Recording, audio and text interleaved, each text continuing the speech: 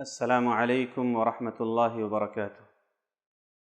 الحمد للہ رب العالمین والصلاة والسلام علی نبینا محمد وعلی آلہ واصحابہ اجمعین، اما بعد۔ عن ابی ہریرۃ رضی اللہ عنہ عن النبی صلی اللہ علیہ وسلم قال: تنکح المرأة لأربع: لمالها ولحسبها وجمالها ولدینها فاظفر بذات الدین تربت یداک، رواہ مسلم۔ محترم سامعین، اللہ رب العالمین نے دین اسلام کے ذریعہ تمام مسلمانوں کو زندگی کے تمام مسائل کے احکام بتائے۔ ان میں سے ایک بڑا اور اہم ترین معاملہ ایک فیملی کے وجود کا ہے، کیونکہ ہمارا معاشرہ فیملی کے ذریعہ ہی وجود میں آتا ہے، اور اس فیملی کے وجود کی بنیاد نکاح ہے۔ اگر ہمارے سماج کا جو نکاح ہے وہ صحیح بنیاد پر قائم ہو تو ہمارا معاشرہ امن اور سلامتی کا معاشرہ بن جائے گا،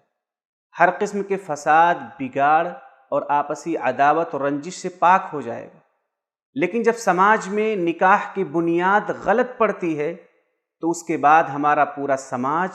اور ہر فیملی کو مختلف قسم کے مسائل اور مشکلات کا سامنا کرنا ہوتا ہے۔ میں نے جو حدیث رسول پڑھی ہے اس میں اللہ کے نبی صلی اللہ علیہ وسلم فرماتے ہیں کہ عورت سے نکاح کرنے کے لیے لوگ 4 چیزوں کو دیکھتے ہیں، اور ان 4 چیزوں کی بنیاد پر نکاح کرتے ہیں۔ آپ نے فرمایا تنکح المرأة لأربع: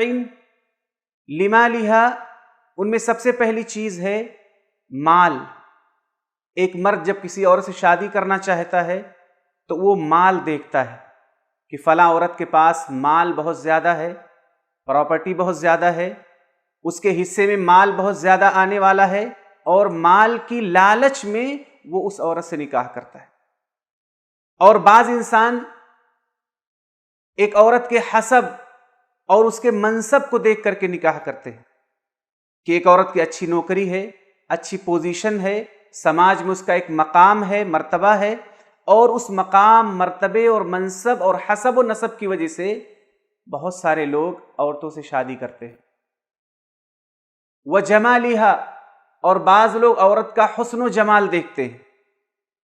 عورت کا حسن دیکھنے کے بعد کچھ اور دیکھے بنا ہی وہ اسے اپنی بیوی بنا لینا چاہتے ہیں، اور بعض لوگ دین دیکھتے ہیں۔ لیکن آپ دیکھیں گے کہ اس حدیث رسول میں بھی یہی بتایا گیا ہے کہ لوگ دین کو سب سے آخر میں دیکھتے ہیں۔ یہ سماج کا عمومی رویہ ہے، لیکن اللہ کے نبی صلی اللہ علیہ وسلم فرماتے ہیں فَاظْفَرْ بِذَاتِ الدِّينِ، تم دین والی عورت سے نکاح کر کے کامیابی حاصل کرو، یعنی تمہاری نکاح کی زندگی، ازدواجی زندگی اور تمہاری شادی کے بعد کی جو لائف ہے اس میں کامیابی کو اللہ رب العالمین نے دین والی عورت کے ساتھ خاص کر دیا ہے۔ آپ نے فرمایا فَاظْفَرْ بِذَاتِ الدِّينِ، تم دین والی عورت سے نکاح کرو، تربت یداک، تمہارے دونوں ہاتھ خاک آلود ہو جائیں۔ یعنی اگر تم نے دین والی کو اختیار کیا تو تمہارے لیے کامیابی ہے، اور اگر تم نے دین والی عورت سے نکاح نہ کر کے ان 3 چیزوں میں سے کسی چیز کو بنیاد بنا کر نکاح کیا تو تمہیں سوائے خسارہ اور نقصان کے کچھ نہیں ملے گا۔ اور یہ بات رسول اکرم صلی اللہ علیہ وسلم نے اس لیے بھی بیان فرمائی ہے کیونکہ آپ غور کیجئے کہ جو انسان اس لیے نکاح کرتا ہے کہ فلاں کے پاس مال بہت زیادہ ہے، مال کو بنیاد بناتا ہے، مال کو اصل قرار دیتا ہے، مال کی وجہ سے ہی نکاح کرتا ہے، اس میں بہت سارے خطرات موجود ہیں۔ بسا اوقات شوہر کا مال، شوہر کی انکم، شوہر کی کمائی یہ عورت کے مال سے کم ہوتی ہے تو ایسا انسان اپنی بیوی کے سامنے ہی چھوٹا بن کر کے، ذلیل بن کر کے، کمتر بن کر کے زندگی گزارنے پر مجبور ہو جاتا ہے۔ اور جو انسان اپنے سے بڑے منصب والی عورت سے شادی کرتا ہے، جس کے پاس منصب شوہر سے بھی بڑا ہے، ایسا انسان بھی زندگی میں ایک موقع آتا ہے جب وہ بہت ہی زیادہ پچھتاتا ہے، کیونکہ عورت اپنے مقام اور مرتبے کی وجہ سے بسا اوقات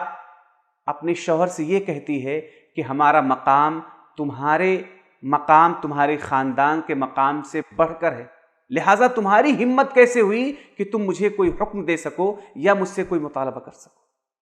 یہی حال حسن و جمال کا ہے۔ اگر ایک انسان اس لیے نکاح کرتا ہے کہ فلاں عورت بہت خوبصورت ہے، تو ایسا انسان اچھی طرح جان لے کہ یہ خوبصورتی 2 4 10 سالوں کے بعد ختم ہو جانے والی ہے۔ جب تک اس کا حسن و جمال ہے، یہ چند دن کی چاندنی ہے، چند دن کا معاملہ ہے، لیکن جب زندگی شروع ہوگی تو یہ جمال بھی دھیرے دھیرے ڈھل جائے گا۔ اسی لیے پیارے رسول صلی اللہ علیہ وسلم بیان فرماتے ہیں کہ اگر تمہیں کامیاب زندگی چاہیے، اگر تمہیں دل کا سکون چاہیے، اگر تمہیں بچوں کو اور اپنی نسل کو بہترین بنانے کا ارادہ ہے،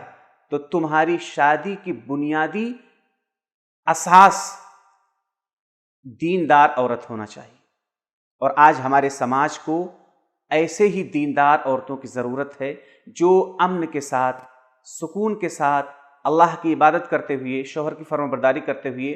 گھروں میں اسلامی شریعت کو نافذ کرتے ہوئے ایک بہترین بیوی بن کر کے زندگی گزاریں، تاکہ ہمارا سماج ایک چھوٹی سی فیملی سے لے کر کے پورے سماج میں امن اور سکون ہو سکے۔ اللہ رب العالمین سے میں دعا کرتا ہوں کہ اللہ تعالیٰ سماج کے تمام نوجوانوں کو